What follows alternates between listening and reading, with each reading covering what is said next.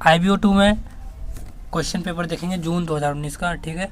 Solve करेंगे इनको, और मैंने इसके सारे question answer unit by unit मैंने वीडियो डाल दी है, आप देख भी लिए होंगे। तो आज की वीडियो में देखेंगे कि कौन से एग्ज़ाम में पूछे जाते हैं क्वेश्चन, ठीक है। और हम सॉल्व करें 2019 के क्वेश्चन पेपर। सबसे पहले मैं इसको क्वेश्चन को दिखाऊंगा, और जो इंटरेस्टेड है इनके आंसर देखने में तो आंसर देखें, ठीक है। आंसर को दिखलाऊंगा इसके बाद, पहले मैं क्वेश्चन को दिखलाता हूँ। तो चलिए शुरू करते हैं।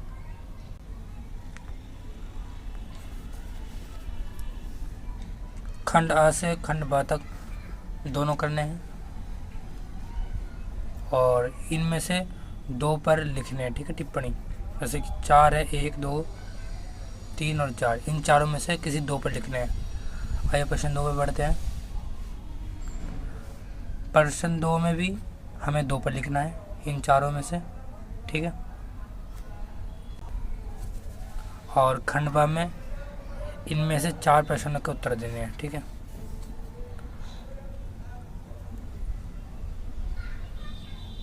जैसे कि एक प्रश्न है, और ये इनमें से किसी 4 पर आपको आंसर लिखना है।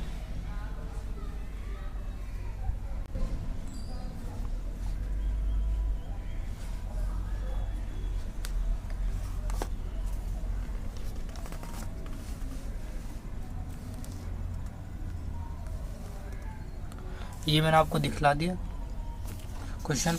अब इनका आंसर देखते हैं क्वेश्चन बाय क्वेश्चन। तो सबसे पहला क्वेश्चन पढ़ते हैं कि अंतर्राष्ट्रीय विपणन में EPRG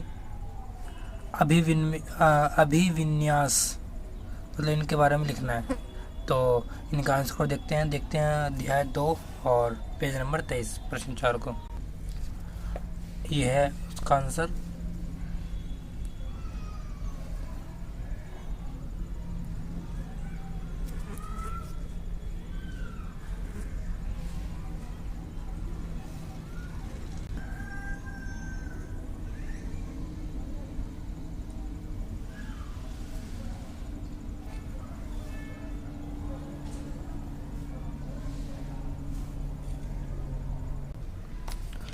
हमने क का आंसर देखा, अब ख का आंसर देखते हैं। क्या ख, प्रभावी अंतर्राष्ट्रीय बाजार खंडीकरण के आवश्यक तत्व। तो इनके बारे में हम देखते हैं। यह खंड ख का, यानी कि प्रश्न पहले का ख का आंसर। तो आप देखें,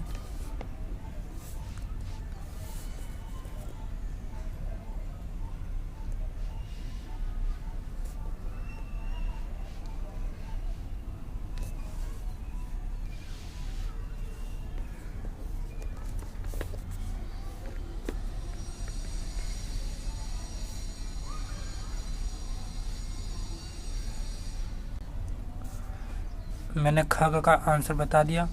अब ग का आंसर को देखते हैं, अंतर्राष्ट्रीय उत्पाद जीवन चक्र। तो चलते हैं अध्याय 7 में। ये 7 का क्वेश्चन है, यानी कि यूनिट 7 का क्वेश्चन है, और पेज नंबर 67 पे चलते हैं। प्रश्न नंबर 4 को देखते हैं। ये वाला आंसर है, आप पढ़ें, रीड करें, याद करें, वीडियो रोक कर।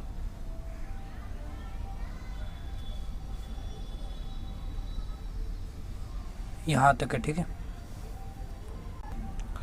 अब घ को देखते हैं, प्राथमिक आंकड़े जुटाने की पद्धतियाँ। तो चलते हैं, ये यूनिट नंबर 18 का क्वेश्चन है, ठीक है। ये वाला आंसर है, ठीक है। आप इसको देखें, याद करें।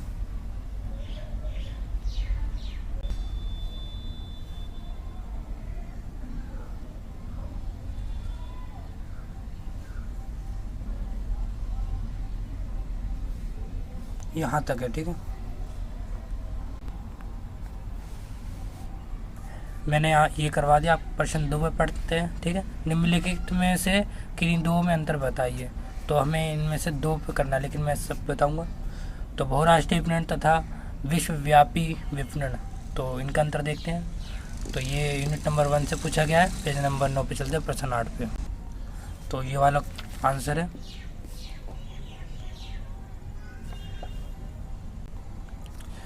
अब देखते हैं ख को, उच्च स्पर्श स्थितिकरण तथा उच्च तकनीकी स्थितिकरण। तो इनका अंतर बताना है। तो ये यूनिट नंबर 4 से पूछा गया क्वेश्चन है। तो पेज नंबर 40 से 41 चलते हैं प्रश्न संख्या 5 में। तो ये वाला आंसर है, ठीक है, देखें आप।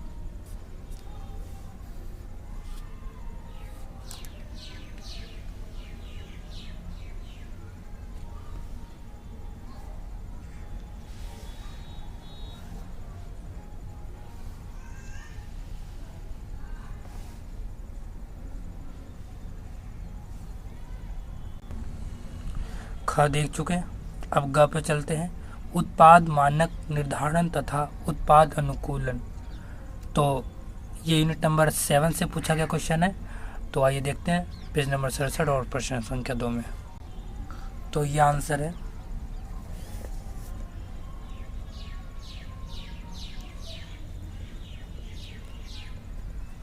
और यहाँ तक कंप्लीट है, ठीक है। अभी आपने ग तक देख लिया, अब घ पे पहुँचते हैं अंतर्राष्ट्रीय विपणन तथा घरेलू विपणन। तो इनके बारे में यूनिट नंबर 1 से लिया गया क्वेश्चन है और प्रश्न संख्या 7 है। पेज नंबर 9 पर चलते हैं, ठीक है। ये वाला आंसर है।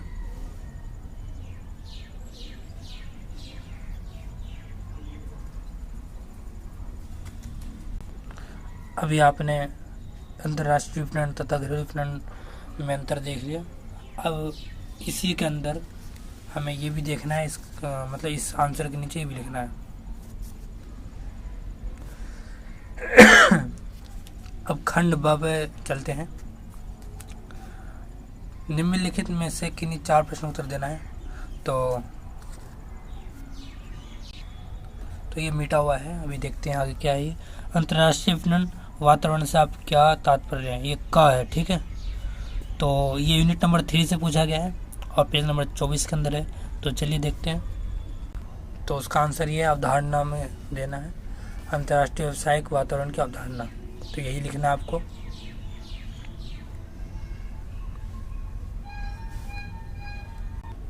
और अगर इसके अंदर ये चित्र बना देंगे तो और नंबर बढ़ जाएंगे, ठीक है। कि आंतरिक वातावरण, सूक्ष्म वातावरण, घरेलू वातावरण, विदेशी वातावरण और वैश्विक वातावरण। तो ये आंतरिक वातावरण जो अंदर बिजनेस विपणन के अंदर होते हैं। तो नीचे देखते हो।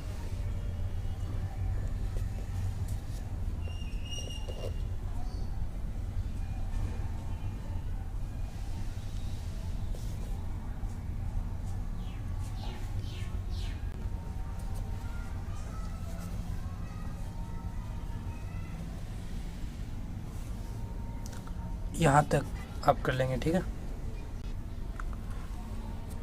अब ख पे पहुँचते हैं। ख का आंसर देखते हैं अध्याय 2 में। ये ख का आंसर है।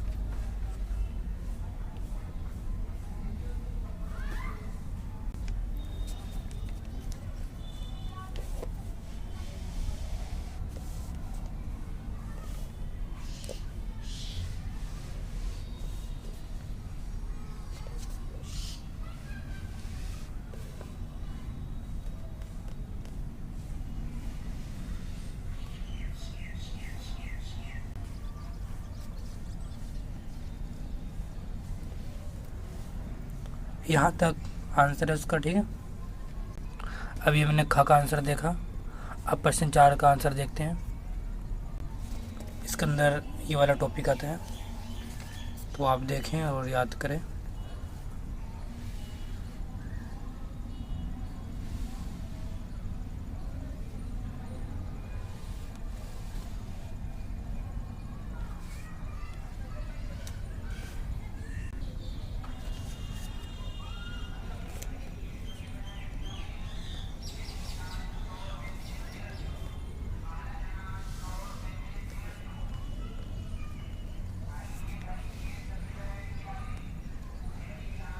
ये बहुत लंबा है, आप शॉर्ट भी लिख सकते हैं ज़्यादा। अभी आपने प्रश्न 4 को देखा, अब प्रश्न 5 को देखते हैं। उत्पाद विकास प्रक्रिया, ठीक है। ये वाला टॉपिक है इसके अंदर।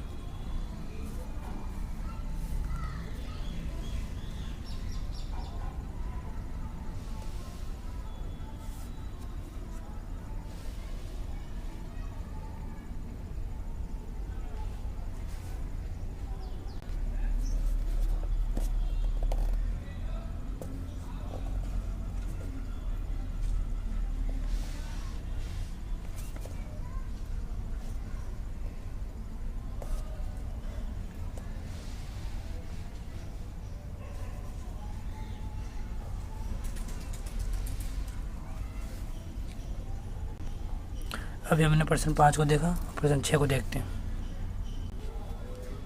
ये वाला इसका आंसर है।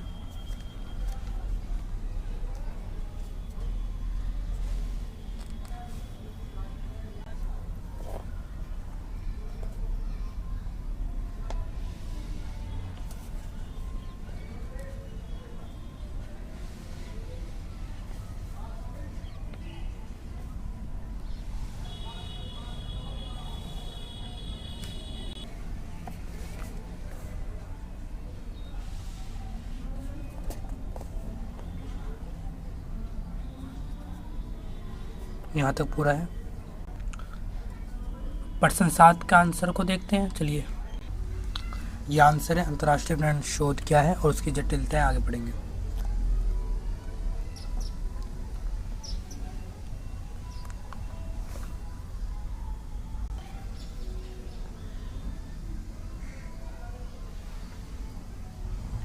इसके बाद जो ये वाला है,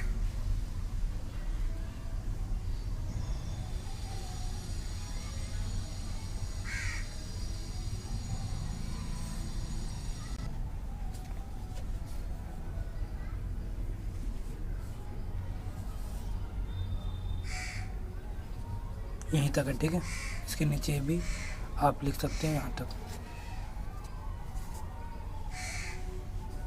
यहाँ तक, ठीक है। अभी हमने प्रश्न 7 को देखा, प्रश्न 8 को देखेंगे। आप पढ़ लें प्रश्न 8। प्रश्न 7 जो है यूनिट नंबर 13 से पूछा गया है, यूनिट नंबर 13 से। तो चलिए देखते हैं। तो ये वाला टॉपिक है नकारात्मक, ठीक है।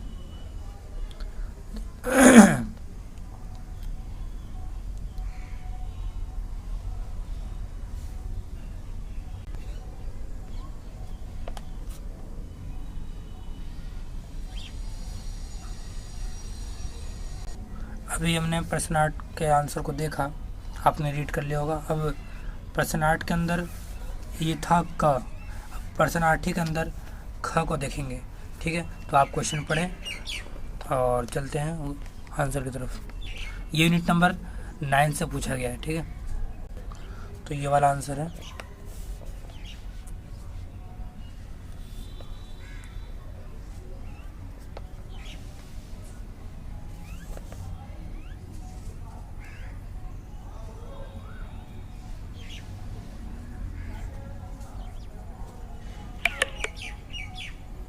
और यहाँ तक आपका आंसर पूरा होता है।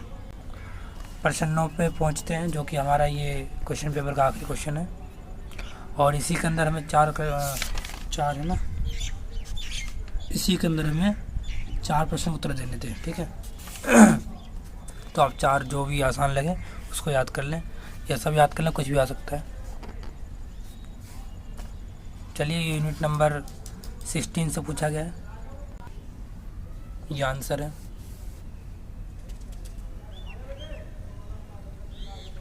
यहाँ तक ये आंसर पूरा होता है, ठीक है। ये मैंने आपको क्वेश्चन पेपर सोल्व करवा दिए जून 2019 के, ठीक है।